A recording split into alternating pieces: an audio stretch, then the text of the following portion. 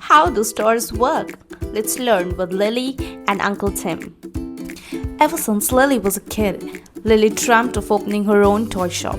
That's why she's here in Pennsylvania to learn everything she can about toy stores. But where is Uncle Tim?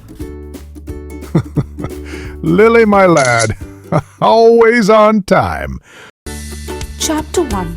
2 Rules. There are 2 rules of being a successful shopkeeper. 1, always test what you will sell. And number 2, arrange your store daily. Chapter 2. Retailers don't make, they sell.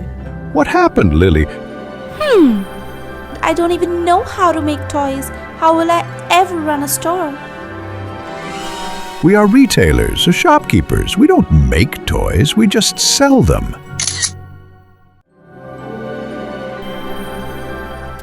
Chapter 3. 3 Stages. Lilly, let me tell you how the stores work. Firstly, the factory produces the toys, and it produces them in bulk, then sells the toys to shopkeepers at a wholesale price, and later the shopkeeper sells them to kids at retail prices. Lilly, are you wondering what wholesale and retail prices are?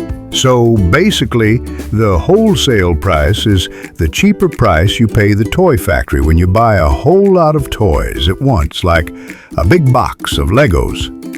The retail price is the price you sell those individual Lego sets for to your friends who only want one. You add a little extra to cover your store's costs, so... Okay, so from what I have understood, it's bulk production by factories, then transportation, and then selling for profits. Correct. And finally, after this visit, little Lilly, who had once dreamt of owning her own toy shop, now knew that she can. Laughter in our eyes, hearts reaching high, tick-tock rhythm. Learn economics with us, only on Hear Me Out.